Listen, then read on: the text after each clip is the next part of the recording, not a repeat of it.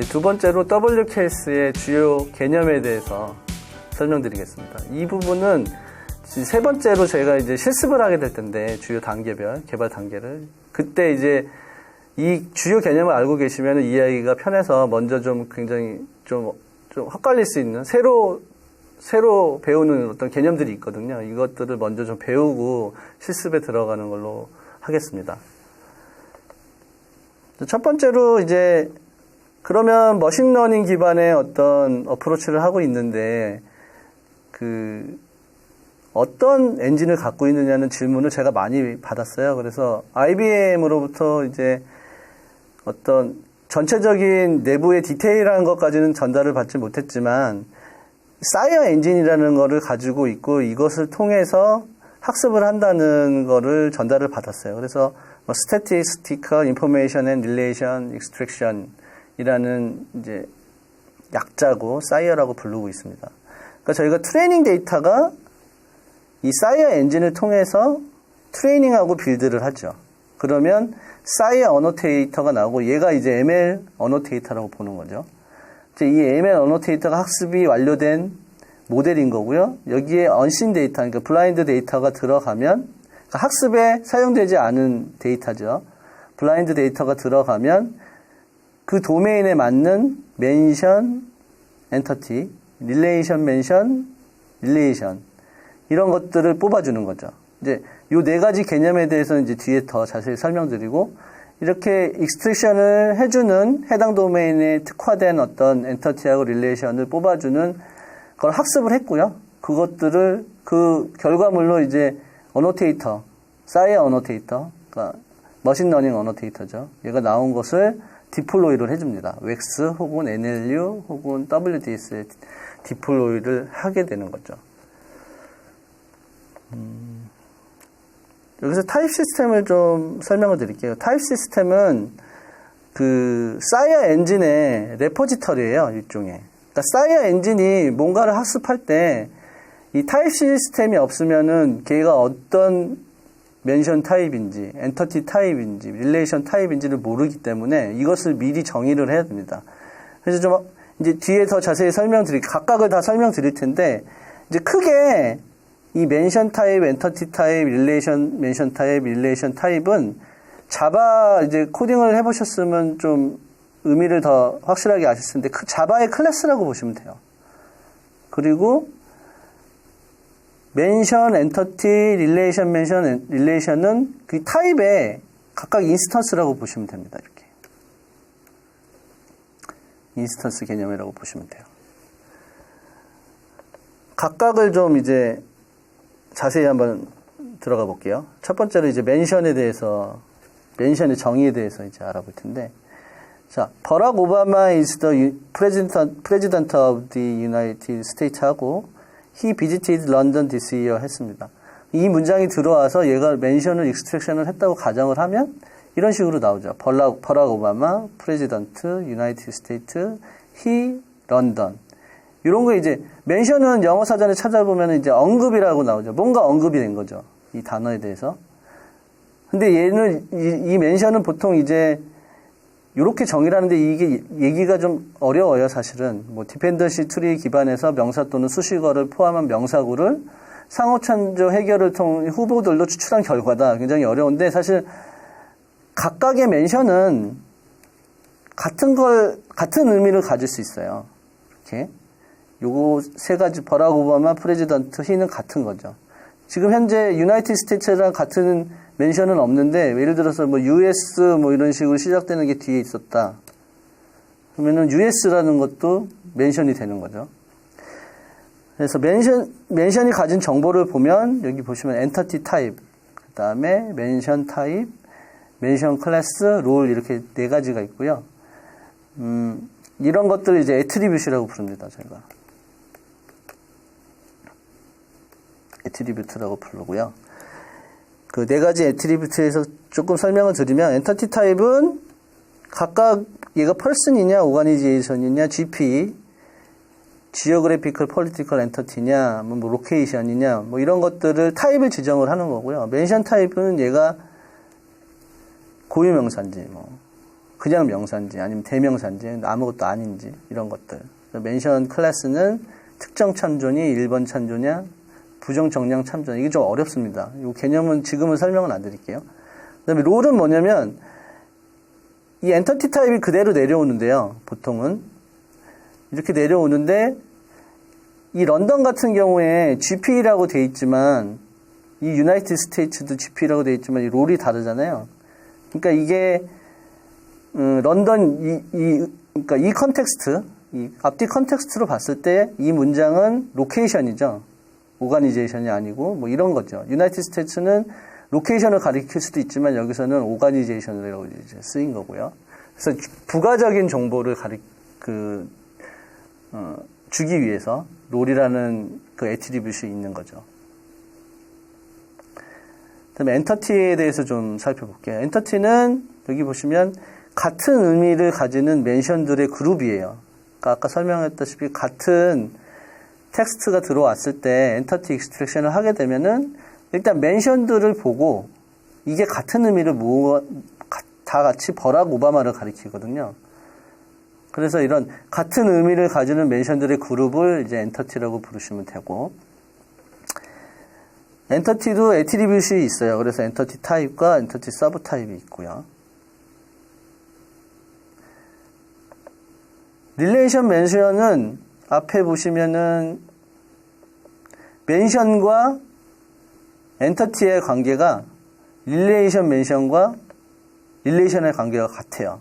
그러니까 뭐냐면 얘도 릴레이션을 언급된 거니까 관계적 관계를 언급한 게 다양한 방법으로 할 수 있잖아요. 그래서 예를 들어서 is his wife랑 got married him은 의미적으로 같은 내용이거든요.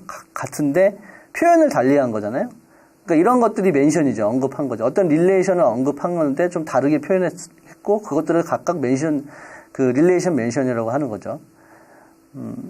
그래서 릴레이션 멘션의 정의를 보면 두 멘션들의 관계를 설명하는 텍스트라고 보시면 됩니다. 근데 그게 굉장히 같은 의미라도 다르게 표현할 수 있죠. 그리고 릴레이션 멘션도 각각 애트리뷰션이 있어서 릴레이션 타입, 텐스, 모달리티, 클래스 이렇게 세 가지로 나누고요. 그 다음에 릴레이션은 정의를 보면 같은 의미를 가지는 릴레이션 멘션들의 그룹이죠. 그래서 여기서 he is his wife랑 got married him은 같은 의미를 가지고 있고 이 두 개는 얘를 대표하는 어떤 그룹을 대표하는 것을 릴레이션이라고 하는 거죠. 이군요. 스파우스 어브. 그래서 릴레이션은 엔터티가 두 개가 항상 와야 되고 이 앞뒤 순서가 중요합니다. 여기 예를 들어서 앞뒤 순서가 중요하겠죠. 버락 오바마하고 유나이티드 스테이트가 이게 바뀌면 안 되잖아요. 의미가 달라지니까요. 그래서 여기까지 릴레이션 정의에 대해서 알아봤고요. 그 다음에 요것들을 좀 정리를 해보면 한꺼번에 다 지금 어떤 텍스트가 버락 오바마 is the president of the United States고 미셸 오바마 is his wife. She got married him in 1992. Her husband is 버락 오바마 이렇게 돼 있잖아요. 예를 들어서 그러면 이것으로부터 이런 관계 정보가 나온다는 거죠. 엔터티 정보가. 그래서 회색으로 된 이 사각형은 뭘까요? 이게 이제 엔터티죠. 엔터티고 요 가로에 있는 게 엔터티 타입이 될 거고요. 그렇죠? 여기도 버락 오바마 펄스라는 엔터티 타입을 갖고 있고 유나이티드 스테이츠는 GP라는 엔터티 타입을 갖고 있죠. 그 안에 있는 건 멘션이에요. 멘션. 그래서 미셸 오바마랑 와이프랑 허는 결과적으로 같은 의미적으로 같거든요. 그거를 이제 그룹을 모아둔 게 엔터티라는 거죠. 그래서 미셸 오바마는 엔터티고 이 안에 같은 뜻을 가진 여러 가지 다양한 언급들은 이제 멘션이 되는 거죠. 그다음에 버락 오바마라는 엔터티도 같은 내용이 있어요. 버락 오바마와 허스번드, 히스 뭐 이런 것들. 그다음에 이제 이 화살표로 표시한 거는 릴레이션 정보를 표현하는 건데요. 이 릴레이션 멘션을 보면 같은 관계 정보를 표현해도 여러 가지 다양하게 표현할 수가 있고요. 이게 다 같은 뜻이거든요. 릴레이션을 표현하는. 그래서 요거를 한꺼번에 그룹화해서 한 번에 부르는 게 릴레이션이다 라고 보시면 되겠습니다.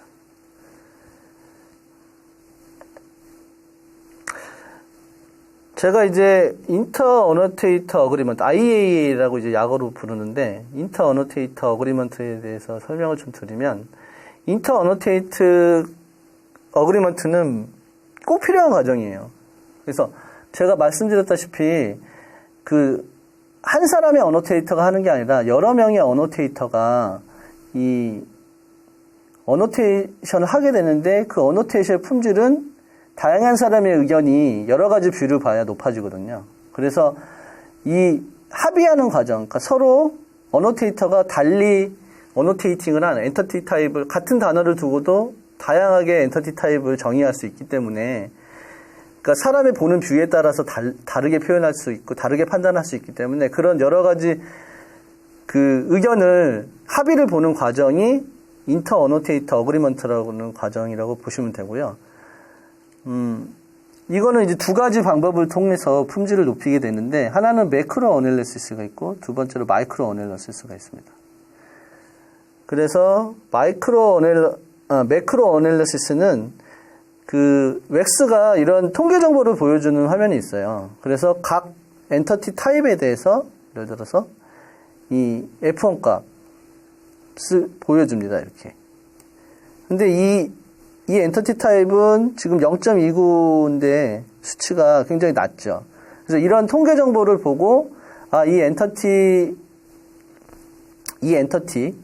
이 라벨링이 잘못됐구나, 니네가 태깅을 잘못했구나, 혹은 니네가 서로 다르게 태깅을 했어. 그러니까 니네들은 합의를 봐서 둘 중에 하나를 선택해. 라든 이런 어그리먼트를 할 수 있게끔 서로 상호 간에. 이제 이런 과정이 되겠고요. 그거를 통계 화면을 보고 통계 결과를 보고 하는 게 이제 매크로 어널리시스라고 보시면 됩니다. 그래서 지표는 뭐 정밀도, 재현율, 그다음에 F1 스코어. F1 스코어는 뭐 정밀도하고 재현율의 그 조합 평균이니까요. 사실 제일 많이 보는 게 F1인 스코어라고 보시면 되겠습니다. 그래서 보통 보시면은 이제 타입 시스템이 여러 가지가 있는데, 쿨루 타입 시스템이라는 게 있어요. 표준으로 쓰고 있는 뉴스 도메인에.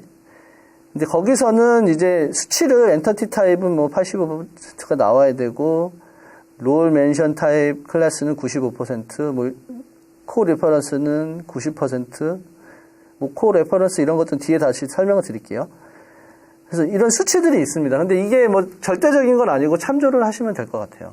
그러니까 이건 굉장히 휴리스틱한 거라, 쿨루라는 타입 시스템에서는 이게 맞을 수 있지만, 우리가 정의한 특정 도메인에 대해서는 안 맞을 수도 있으니까 참고만 하시면 되겠습니다.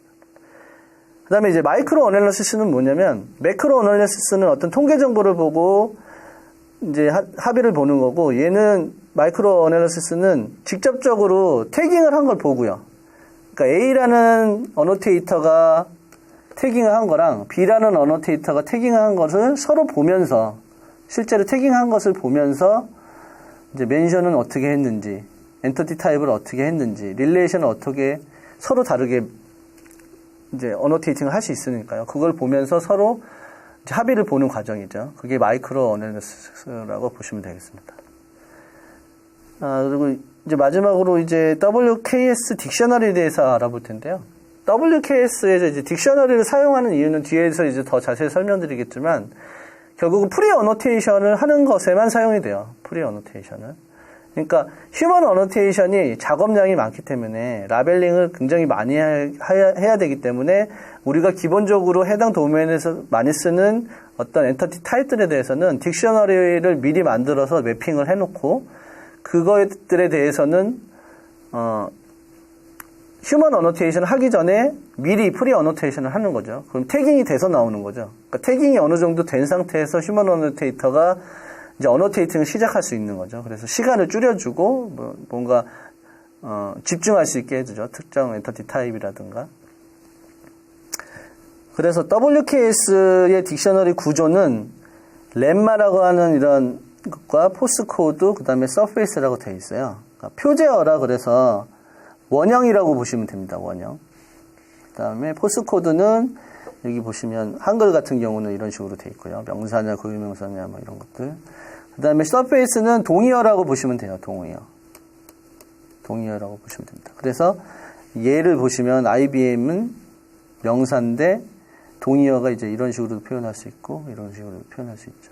그래서 이런 식으로 하면 이렇게 딕셔너리를 만들어 놓고 프리 어노테이션에 사용할 수가 있죠.